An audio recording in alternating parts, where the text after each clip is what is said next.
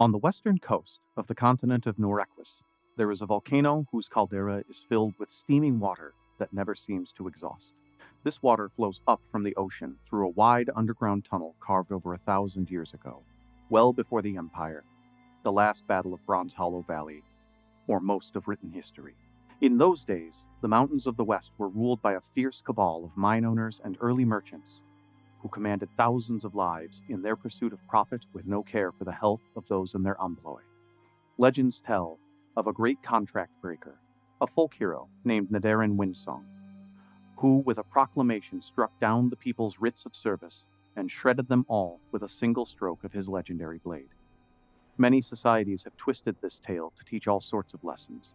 Even the Undying Empire has a version where Nadarin freed the people of the West so that they could join the Empire. But what does not often get told is the story of how the city of Tarsig got its name, or why the caldera is filled with water, or in fact, why there's a caldera in the first place. This is part of Nadarin Windsong's story that does not often find its way into texts. But over 1,000 years ago, 50,001 brave souls stood at the base of a mountain, ready to defend their newly won freedom from a force they could not possibly understand. It is an untold amount of generations before the last battle of the Bronze Hollow Valley, where we've started the world building for Game Woven. Nadarin Windsong, you recently struck down the writs of service of over 50,000 workers, and hearing tale of a great and terrible beast headed towards the coasts, threatening to destroy your people, you assembled 50,000 soldiers from those ranks in order to drive it back. You are now standing at the base of one of the tallest mountains in the West. What is that mountain named? Durak. The tallest mountain in the range is called Mount Durak. Behind you, you hear the unsteady clattering of 50,000 sets of makeshift armor and hastily built weaponry. The men are getting nervous. It is eerily quiet, despite the incredible weather and perfect shining sun casting down upon you. It is spring in the Durak Valley. The flowers bloom, and the pollen has begun to take hold. Some 18 ranks behind you, you hear a plaintive and nervous sneeze, and then another. Some of the men seem wary about doing this at all. You've heard about this serpent. Its size is apparently unfathomable. This is an impossible task. And the barely lashed together spears and swords that you have put together, you're worried that they wouldn't even be able to pierce something like that's hide. How do you calm your men?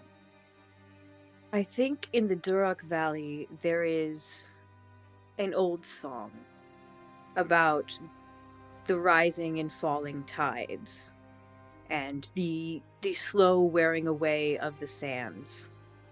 The small movement of many drops of water can bring down the mightiest mountain if it keeps standing to move. That's awesome. Let's do our first roll for you. On page 2 of the rules doc that I sent you, there is a really important table. We're going to be using this table a lot. It's control and impact. Based on what you think is going on in the fiction and the skills and abilities of your character, you choose how likely you want the thing to exceed versus how well you want it to succeed. So a high control roll has a high chance of success, but might not be as impactful. Whereas a low control roll has a lower chance of success, but will have a higher impact if and when it succeeds. You choose your control and impact dice based on the table, and then you roll them. This seems like a kind of middle ground. It's not yet like fully battle underway, just keeping the horses from skittering. My instinct says a D8 control with a D10 impact. That sounds fine. I do want to make an editor's note. There are no horses. Any of your mounted soldiers are on giant geese. I was referring to the men as the horses, like they're the skittish ones, but yeah, there might be mounts There might be mounts. Those mounts would be geese because here in the West, they ride geese.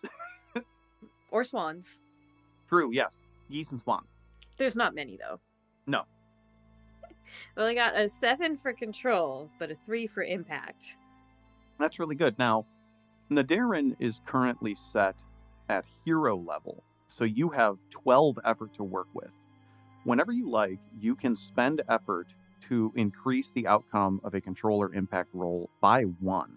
If you want to boost that up to a 4, you could spend an effort and then get a 4 for impact and see if that moves the needle a little more. That might be wise. Yep, you can always do that after the fact. So if we look down at the difficulty thresholds, you said you got a 9 for control?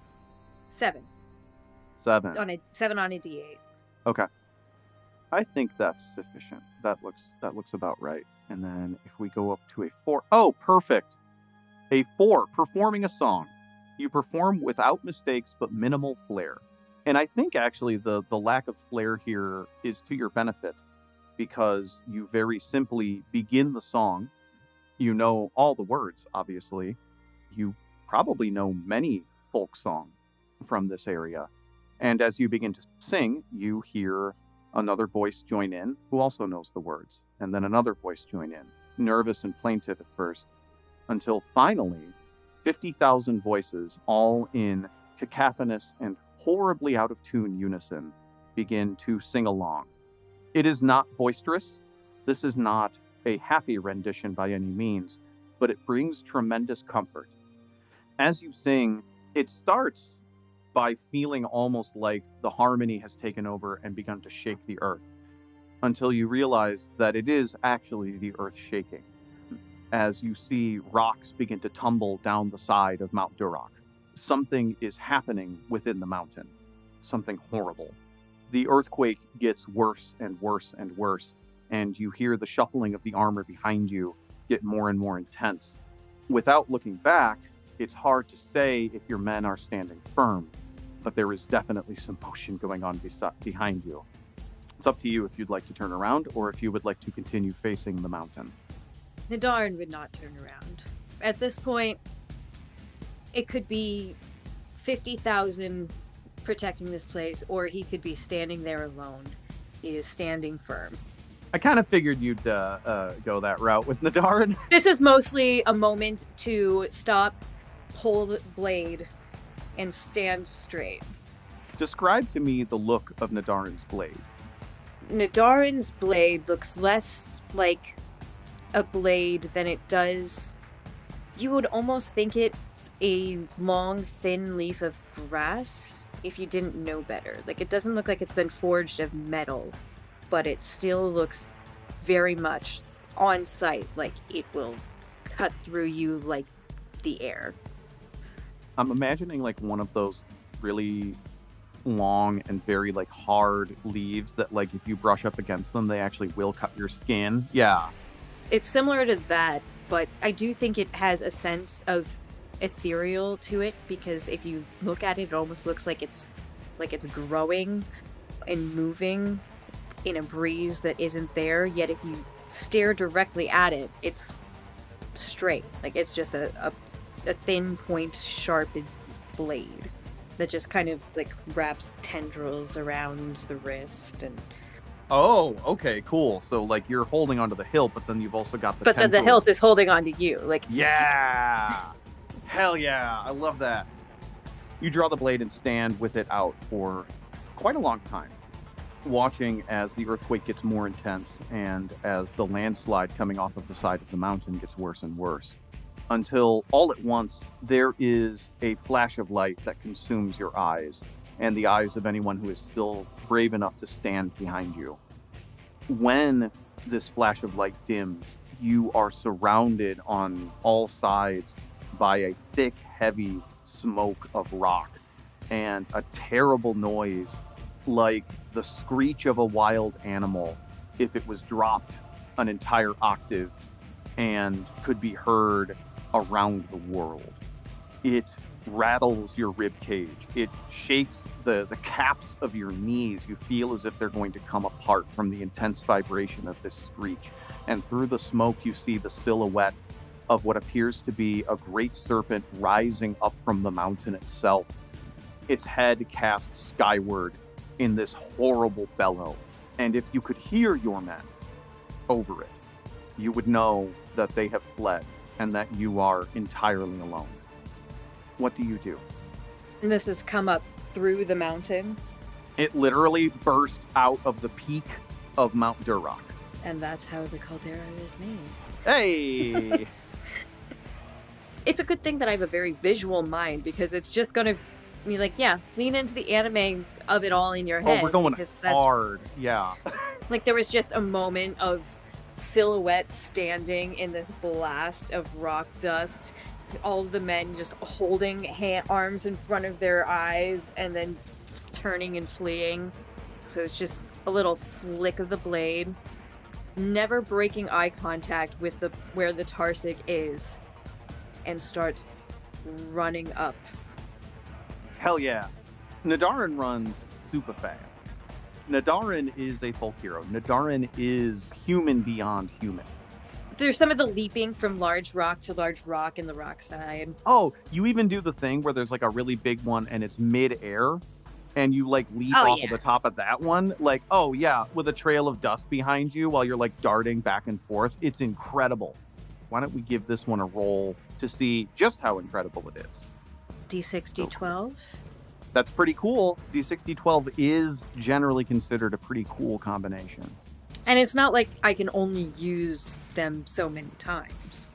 No, this is just the resolution mechanic. This is just how we resolve stuff. How big of a gap do you want it to be between? Mm-hmm. And then sometimes, like, you know, if this goes well, maybe there'll be like a bonus rolling forward or like whatever. It's we've kind of played some of these kind of narrative-y games. It's all very like feelsy and based on what's going on. Yeah, it's all very vibesy. Once you get it down, oh man, this is going to be fun. Yeah, it's going to be really nice. The cool thing is the combat, though, once we get into that, is actually really structured. It's very cleverly put together. Okay, well, I got a 3 on control. Okay. And a 9 on impact. Okay, that's pretty rad. I wonder if you want to boost that 3 a little bit. Yeah, I think so. Let's throw an effort at that one. All right, let's boost that up to a 4. It is immediately after you jump off of the very high boulder onto the next thing that you realize that the ground underneath you has begun to shift as well. And you're having a hard time outpacing it. The larger of the rocks have begun falling apart completely. And instead of having good footholds to launch yourself forward up the mountain, it's almost like you're trying to run uphill on a sand dune. As the rocks sort of start to drag you back down and down, you feel your balance begin to slip, and you feel like you're not making the kind of progress you need to make. But more importantly, with your balance slipping, if this thing sees you, it's going to be bad. Potentially, yeah. There might be a little attempt at being eaten or something. Could be. What's the plan, Nadarin? That's a good question. Now, this is a pretty barren mountainside, is it? Or did it actually have like trees and growth back in the day? I don't remember. Yeah, it did have trees and growth back in the day. So once we get to the Duroc area, once we get to the Tarsig area, we're no longer in the desert. We're actually back in the lush fields. These are the mountains. This is the mountain range that blocks the weather patterns that turns the desert into a desert. By now, you're probably getting close to like the tree line area, and so it's really rocky. Yeah, I don't really know if any of my blade abilities are particularly helpful right now, but I think your blade abilities probably aren't it. It's like, how practical would it be to be able to like use the tendrils on my sword as a little rope? I don't see why not. It's very vibesy. We can make stuff up. Mm-hmm. And just because this blade is behaving this way now doesn't mean it behaves this way in the future. Right. Because it seems like the most important thing for me to do right now would be to get up to the Tarsig. So I think Nadarin, at this point, he would make it over to one of the final trees and like stand against the trunk to help hold on in the rock slide and see if there are any clearer paths to try and reach, or how much falling debris remains. What is the Tarsig focused on now that it is up? Because has it noticed? I'm sure it's noticed the fleeing 50,000 men. Yeah, roll it. Let's roll to see what you see. Just vibing all the way. D10, D8. And I got a 9 and a 6. Holy cats! Yeah, that'll do it. That's fabulous. You have to grip onto the tree pretty tight to resist the power of the landslide. But you do see what you need to see. You see that there is going to be a gap in the landslide coming up here. A cut along the side of the mountain is sort of pushing the rocks into channels down into the draws, leaving a lee area that you can use as a pathway directly up. But more importantly, you see what the Tarsig is looking for. And the Tarsig has completely ignored the army fleeing from the base of the mountain, and instead seems to be intently looking at the landslide, watching carefully for anyone trying to go up. It's almost as if it knows that you're there, but doesn't know exactly where you are. Aha. This is definitely a video game boss moment. It's like, all right, time to scope it out and see where the safe path is. Yeah, you use your Nadarin vision, and and you get like the little, you see like press X to observe Tarsig, press X to observe army. Yeah. It's like, hit the action button to use your medallion of second sight. Yeah, definitely gonna be more cautious. Well, I don't think necessarily more cautious, because I'd still want to keep speed, but it would certainly add some sense of relief that, okay, just because my men have abandoned me doesn't mean I've abandoned them. For now, they're fine. It's just me and this guy, which is not at all how Nadarin speaks. This is just me speaking all the time. I do think Nadarin thinks that. I think the inner monologue of Nadarin thinks, just because my men have abandoned me doesn't mean that I've abandoned my men. It's just me and that thing. Yeah, but in a cool voice. That wasn't a cool voice. Not that your voice wasn't cool. That's just not what Nadarin sounds like. No. Oh man, it's closer to a Matt Mercer. Oh, okay. Well, I can't. I'm not Matt. Sorry. But not quite as low. No, nobody's asking me to be. No. And if they are, I'll fight them. You've got a bed. It's between me and them. It's between me and you. So what does Nadarin do though? Little speed run through the gully. All right, taking a mad dash. Let's roll that again. This one's gonna be important, but not as important. So I think I'm gonna go back to D6, D12. Okay. And I got a 3 again, but I got an 11. Whoa. So I'm bringing that 3 up. All right, we're going up to a 4. This is the big end boss battle. Like, use all your effort. You run charging up, and the Tarsig immediately locks in on you. There is no way to do what you're doing safely and quickly, at least not as far as you can tell. When you lock blows with this thing, you will not have an advantage against it.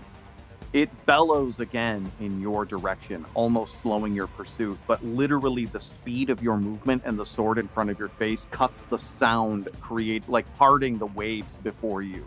And so all you experience running up the side of the mountain is dead silence, as the leaf of Iruka carves through the terrible bellow of the Tarsig. And when you finally reach the edge of what will become the caldera 1,000 years from now, where the city of Tarsig is, it rears back and lunges towards you in a strike, and you have no choice but to jump. Take a big leap. We will now roll initiative. Oh! How do we roll initiative in this game? Let me find it. Dying. Dying? Ah! We're just going to start with dying. That's awkward. So we already know that I win. I know, right? So you're both going to roll a d8. 5. 5. Oh, it gets the first strike. So the way this works is what you'll do when you do just a basic, like a simple attack, is you'll describe your attack, obviously, and then you'll choose control and impact. Control is how likely you are to hit, and it's based specifically on whether or not you can beat their defense score. Impact is literally the damage, which is pretty cool. You have a defense score of 3. Now, here's the thing. This thing is freaking huge. This is a giant thing. And so it does a lot of damage, but what it doesn't do is it's not very precise. So it is going to roll a 6 and 12 against you. And I roll, and I got a 1 for impact. So, sorry, for control. So it lunges with its entire body and huge open mouth directly at you. You are very small and extremely difficult to actually hit for a giant serpent. And so it overshoots you. It actually passes directly under you with its lunge as it closes its jaw, and you sail directly over it, and it's now your turn. You are midair above the Tarsig. And I do one of those little midair reverse flips, and sword goes down.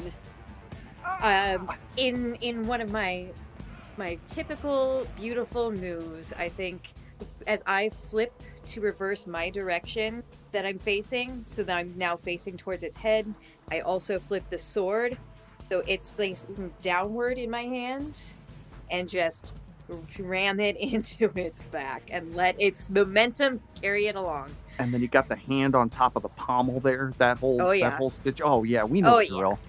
What is your control and impact? I'm feeling D8 control, D10 impact. Okay. And I got a pair of 8s. Oh, all right. Crazy 8s. This is executed perfectly, which is really good because you stab down and the blade takes hold, penetrating its thickly scaled body, and it screeches loud and long, throwing its head back. And if it weren't for you having an unbelievable grip on the blade, you would have been tossed off of this thing instantly. But you deal 8 damage to the Tarsig and send it screaming. Unfortunately, the Tarsig has more than just a big mouth, as its giant plate-like scales lift and unfurl, and thousands of spines jut out like spring-loaded needles directly at you. Oh, that's fun. Yeah. This will be a high control, low impact. So this is going to be a 10-8. Does beat your defense. So these spines come shooting out, and several of them catch you. Now, the good news is they are long and thin, and actually quite large. Like this, one of these in the wrong place would kill someone instantly. You are grazed several times, taking 3 damage. You get the feeling that if you weren't holding down one of the armor plates, that if that plate had lifted and launched a spine at you, that would have gone like directly into your heart. Oh yeah, that would have been a little rough. Not impossible, but a little rough. Would have been pretty bad. So you do take 3 damage from the spines erupting from the back of the Tarsig, but it is back to you. Has the Tarsig stopped its downward momentum at all and tried to turn around, or is it still like flying down, like jumping down the mountain?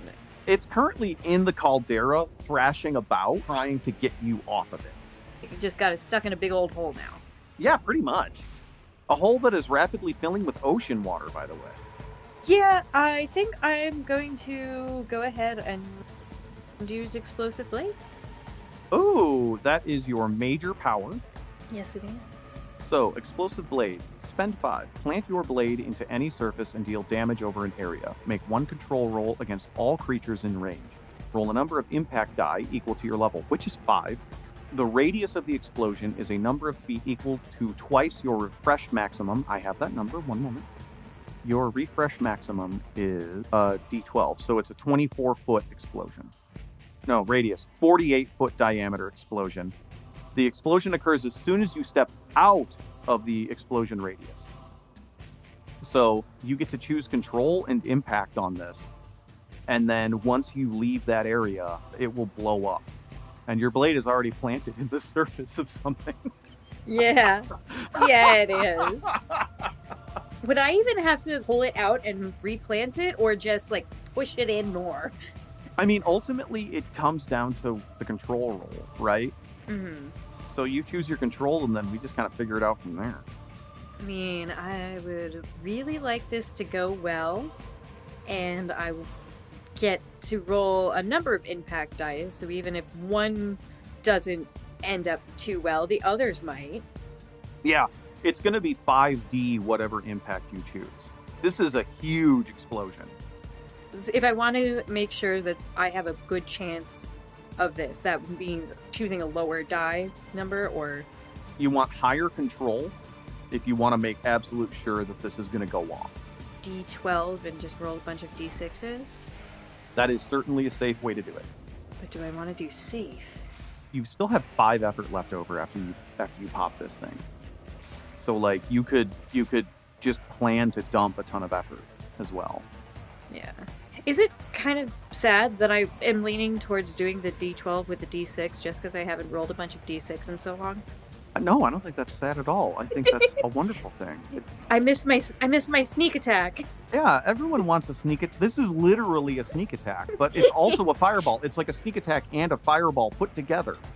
That you can put on a delay just by staying in the radius and then be like, okay, bye. And then take a step back. Oh, I'm going to have so much fun with that. Yeah, now you get it. Oh, now no. you get it. Now you see. Oh, the potential. Okay. I rolled a 1. For control? Yeah. Fucking just dump it. Dump the rest of your effort. Yeah, just take it all. Just take it all. Bump that bad boy to a 6. Like, just crank it, you know? I mean, here's the deal. You did hit with a, that was an 8. So you don't actually know what its actual defense score is. So I don't know, to be safe, like you can just dump your effort, take it up to a 6, and then you get your explosion. Yeah. Yeah, just do that. All right, now you've got a 6. That will hit. Let's see some damage. Okay, roll 5d6. Correct. 5d6. It's not much, but it's still going to be satisfying. That actually is a tremendous amount of damage. For this game, yes. Yeah. I've done rolls of 90 d6. Yeah. 5d6 in this game, like going up to 30 damage is a lot of damage. Well, let's see. Got a 2, a 2, a 3, a 4, and a 5. So yeah, I think I'm just gonna plant the bomb, jump off to the side, and run to the top of the caldera. How much damage is it? What was your total? The total... Oh, I'm not used to doing this. Total 16. 16 damage. Okay, so you've done a total of 24 damage for the tar stick. What does charging up the explosive blade look like, and then how do you get out of the explosion radius? There's definitely a transfer of understanding between me and the blade so that it knows the intent of, yeah, we're doing this, time for the explosion, but it's almost the handle of the blade twists one way, the pommel gets twisted another way, and the tendrils then start to shoot down with the blade, planted in the surface with it, rather than gripping onto my arm. Yeah. And it's like, all right. It's like, I'm ready when you are. And yeah, there's going to be a faint glow if you know what to look for. Mm-hmm. Not so obvious that, oh, hey, this is going to explode, like no blinking light, but definitely like, does that sword look a little bright to you? And then what happens? What does Nadarin do? Keeping an eye on the head and the tail, dodging around the spikes to try and like backflip onto the edge to run back up to the top of the caldera. Okay. Nadarin like jumps off of the snake. Yeah. Yeah. As Nadarin like kicks. Oh, go ahead. Running down the back of it could look cool though. It depends on how Or like power pissed and sliding. thrashing it is. No, well, probably not like a power slide with assuming the spines are still out. Oh yeah, there's still. But just like one of those low run. Nadarin rips the blade out and takes off running down the side of the snake, makes a leap towards the edge of the caldera, as behind him you see and hear the explosion as it bursts out of the back of the like you're up near the head when this happens, and Mm. so you blow half of its neck away with this explosion, and it screeches and writhes, and you can see it sort of weakly turn its head towards you, slumping down. There's a moment where we're standing in profile, and Nadarin is standing at the edge of the at the very top, at the lip of the caldera, holding the sword, and the Tarsig gets down right at eye level with you, and opens its mouth just a little bit, and then goes for a very quick snap, trying to kill you as quickly as possible, potentially even before it dies. This would be a 12-6. The Tarsig just rolled another 1-2. Oh, poor baby. He's having a bad day. Snaps at Nadarin, and it just, you don't even move. It just stops. The teeth close directly in front of your face, like inches from it, and you feel the wind and sort of smell how nasty its breath is. And then it reels back weakly as it waits for the killing blow. Knowing the fight has essentially gone out of him, I think it's just a slow walk down towards his head, reach out towards his little snout, his little reptilian snout. Pretty big snout. Yeah. Yeah, big snout. I mean, little in sense that right now you're just a little guy. You're a big, monstrous little guy. But, you know, it had to be done. He was causing too much chaos and destruction. For the first time in all of this, Nadarin speaks. You have fought well, and you will be remembered. From here on, your grave shall bring life to the lands. And just right between the eyes, sword in. We don't even see the blade actually enter. It cuts away to a young, similar-looking person snapping out of a kind of meditative state, far, far away from Tarsig. Here we see Nadia Windsong. Where is Nadia, and what does Nadia look like? Nadia is a bit of a bedraggled woman, not necessarily due to lack of anything but caring. Tousled hair, not fully brushed, not because it's not taken care of, but because it simply looks like she's gone running in the breeze to enjoy the world, to enjoy life. Like, there's a sense of carefree with a quiet, not anger, but a sense that you should be cautious. Wait, who should be cautious? Whoever approaches her. Okay. Seems like a nice person, but make sure to stay on the good side. Right. Just simple linen tunics, maybe a wool overcoat hanging around. A really earthy woman with a black ponytail. The caring old quiet person on the edge of town that you'd see in an adventuring show. Right. Who's just living in a little cottage out on the edge of the forest. I presume near one of the streams that feeds into the river as well. Oh, yeah. Yeah. Nadia, this has been happening daily for months now, where usually shortly after noontide, you begin to receive visions. They are abstract, complicated, and loaded with apparent meaning, as if by intent. Some things that you can tell is that there is an intent, there is a purpose behind the visions being sent. And additionally, they are not coming from you. They are coming from outside, though you cannot necessarily trace where. This most recent vision, the final image of it was of a heroic man who looks an awful lot like you, slaying the Tarsig, which is the moment you snapped out of it. But it was delivered to you sort of like there was a question mark at the end. You know that you can respond, but only in visions. How do you respond? Interesting. For me, it seems a little odd, like the scale and violence of it all. So I think I'll just respond to start with the vision of their simple pastoral life of this is my garden, this is my stream, things are calm here. You receive almost a reprise of the previous vision, not the whole thing, but just like really quick snippets. Still in sort of like a vaguely like questioning version, but this time they have replaced the face of Nadarin with what is intended to be your face, or rather, you recognize it as your face. You get the feeling that however they designed the vision that they're sending you, they don't know what you look like, and so they just sort of put like a placeholder, like you fill in your own face vibe.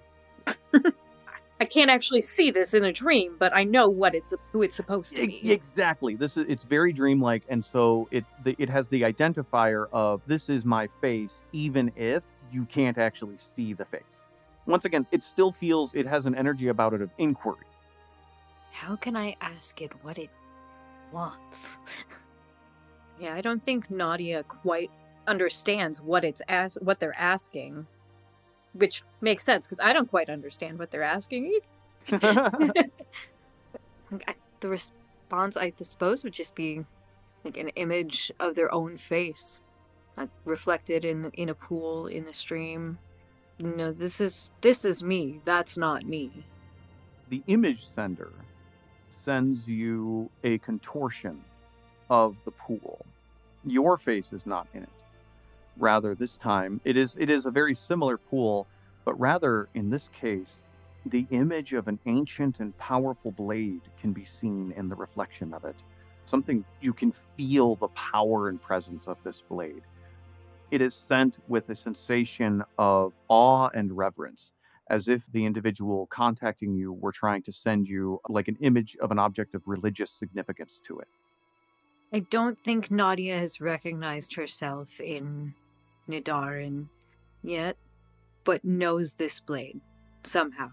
Oh yeah, you know what sword this is. I haven't seen you, but I know I know. So the response is it's not so much trying to like focusing on sending a vision back so much as it's just the blade appears in their mind and subconsciously they reach out to try and grab it from the water that isn't there. Oh yeah. Hell yeah. You actually do feel like you make contact with it. You can hold its hilt. It rattles in your hand. It shakes your bones. It starts to consume all the way up your arm, as if it were in control of your muscles, as if it was a contest of wills for you to even hold this thing, and then penetrating through the sensation of this unbelievable power making contact with you. You get the image sent by the image sender of an old dilapidated cathedral far, far to the west. You know the name of this cathedral. You know that it is called Dowletheria. You have never been to Dowletheria. You have never heard the name Dowletheria, but you know it is called Dowletheria. And you know the exact path as if you had walked it 1,000 times from your doorstep to the doorstep of Dowletheria. And you can hear the urging from the image sender. Come to Dowletheria and join us. Us. I've always wanted an us. The image sender sends you an image of you again, but this time you are incredibly powerful, wrapped from head to toe in viney tendrils. The blade that you inherited at your side, obeying your every command, and in your other hand, you can see the image of you holding this ancient blade as if you had tamed it yourself, your birthright. The image sender is telling you, you deserve this power. That would certainly break through a bit to give Nadia hesitation. It's like no one deserves such a level of power. Perhaps no one can be trusted with such a level of power. So why would I dare deem myself worthy? It is then that a new voice, a voice simultaneously from within and without, a voice that echoes within your blood, within the blood of the ancients that courses through you, speaks very simply to your spirit, to your soul, to your very essence. You don't hear it with your ears, but you hear it with a sense of meaning from deep within. You know that it is not yours entirely, but you do know that it comes from somewhere inside of you, and it simply says, "You are ready." And that is where we will end. Ha ha! Yeah! You've been listening to Game Woven, a creative world-building collective building a world one game at a time. We are currently introducing our characters for our Cosmic Century Knights game. Cosmic Century Knights is a fantasy adventure RPG created by James D'Amato and Andrew Mrziowski. If you like what we're doing, please go over and support us on Patreon at patreon.com/gamewoven. You can also find us on social media, and you can support us through our parent network over at patreon.com/oneshot. It's also a good place to go if you are looking for new shows to listen to, because we are in excellent company.